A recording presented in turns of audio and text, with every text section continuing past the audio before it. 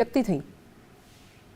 देखिए, बहुत महत्वपूर्ण है। देखिए, और ये जो इंटर गवर्नमेंटल कंसल्टेशंस हैं, ये मई 2021 में ही होने थे, लेकिन कोविड के वजह से इसका आयोजन नहीं हो पाया था बीते साल, और इस साल ये आयोजन हो रहा है। हम जानते हैं कि एक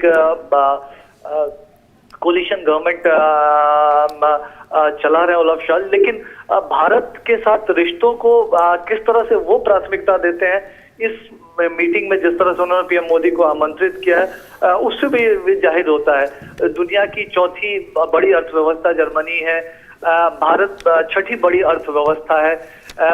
जो बिजनेस संबंधों की बात की जाए तो लगातार उसमें एक इजाफा हो रहा है। जर्मनी भारत के टॉप 10 निवेशकों में से है, भारत में सबसे ज्यादा निवेश करने वाले टॉप 10 कंट्रीज में आता है, और निश्चित तौर पर लगातार ये कोशिश बीते 6-7 वर्षों में, अगर पीएम मोदी की खासतौर से बात की जाए तो उन रिश्तों को और भी ज्यादा आगे बढ़ाने की कोशिश हुई है। हम जानते हैं कि पीएम मोदी साल 2000 माफ कीजिएगा कि पीएम मोदी इससे पहले साल 2017 में भी यहाँ आए थे। उन्होंने, हमने देखा कि G20 की मीटिंग हो या हैनोवर में जो फेस्टिवल हुआ था, मेक इन इंडिया जैसे कार्यक्रम यहाँ भारत ने लॉन्च किए हैं। और हम जानते हैं कि हाल के दिनों में जो भारत में जर्मनी का इन्वेस्टमेंट है काफी ज्यादा बढ़ा है, खासतौर से कोविड एरा में इसको देखा गया। और भारत में जो नई अपॉर्चुनिटी, जो नए अवसर बन रहे हैं, जिस तरह से बिजनेस करना आसान बनाया गया है सभी देशों के लिए, और खासतौर से भारत का जो टैलेंट है, जो वहाँ के यूथ है, उसमें जो पूरी दुनिया का विश्वास है, जर्मनी का भी विश्वास है, उस लिहाज से जरूर एक दोनों देश एक दूसरे को कॉम्प्लीमेंट करते हैं, एक दूसरे को के पूरक करते हैं।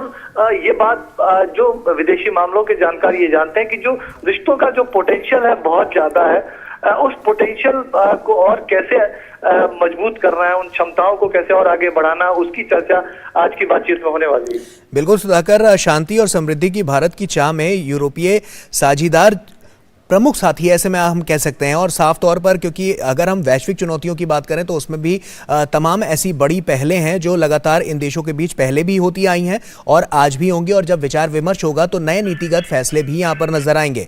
ऐसे में अगर हम बात करें रणनीतियों की, तो किस तरह की रणनीतियां बनती हुई नजर आएंगी? देखिए, जाहिर तौर पर मुख्य तौर पर अगर कहें तो ये एक द्विपक्षीय संबंधों को मजबूत बनाने के लिहाज से यात्रा महत्वपूर्ण है।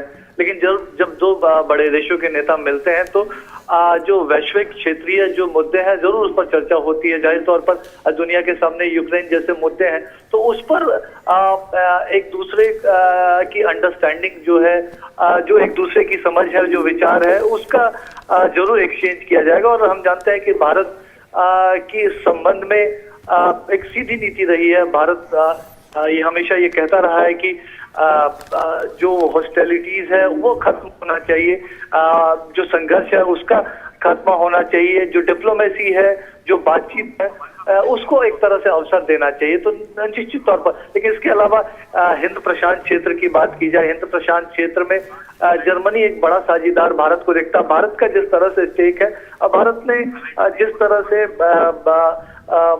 हिंद प्रशांत क्षेत्र को और सुरक्षित बनाने के लिए योगदान दिया, तो उस लिहाज से एक बड़े साझेदार के तौर पर देखता है। जरूर दोनों देश तीसरे देश में भी, अफ्रीका या एशिया के देशों में भी साथ मिलकर काम करना चाहते हैं। तो देखना पड़ेगा इन मुद्दों पर किस तरह से चर्चा आगे बढ़ती है। बिल्कुल, क्योंकि समय कम है सुधाकर, खास तौर पर अगर बात की जाए वहाँ पर जो भारतीय समुदाय है यानी कि इंडियन डायस्पोरा, उस लिहाज से भी ये दौरा काफ़ी है। लगातार वहाँ पर भारतीय समुदाय से जुड़े लोग इस दौरे का इंतजार कर रहे थे, और सबसे अहम बात यहाँ पर हम देख पा रहे हैं कि जब भी प्रधानमंत्री इस तरह के दौरों पर जाते हैं अंतर्राष्ट्रीय मंचों पर, तो वो बहुत सहज, सरल और स्वाभाविक तरीके से जो भारतीय समुदाय है उसके साथ मिलते हैं, बात करते हैं।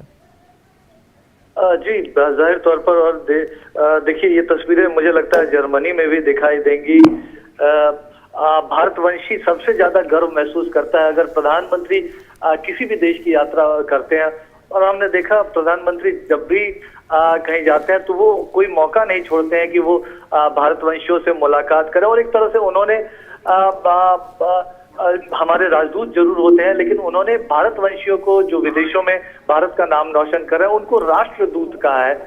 वो भारत की संस्कृति की, भारत में हो रही तरक्की की भारत में जो युवा क्षमताओं हो उसकी तस्वीर वो पेश करते हैं। तो निश्चित तौर पर आज इंडियन कम्युनिटी से भी मुलाकात होने वाले और भरपूर स्वागत प्यार पीएम मोदी को जहां भी वो जाते हैं वो मिलता है। तो मुझे लगता है आज वो तस्वीरें भी हमको बिल्कुल वो तस्वीरें जल्द ही आएंगी। और हम अपने दर्शकों को एक बार फिर से बता दें कि अपनी 3 देशों की यात्रा के पहले चरण में प्रधानमंत्री बर्लिन पहुंच चुके हैं और उनका बेहतरीन स्वागत वहां पर हुआ और आगे भी उनके कई कार्यक्रम हैं जिनकी अपडेट्स हम आपको लगातार देते रहेंगे। बहुत बहुत शुक्रिया सकल भट्ट आपका और साथ ही सुधाकर आपका इन तमाम जानकारियों को हमारे दर्शकों के साथ साझा करने के लिए।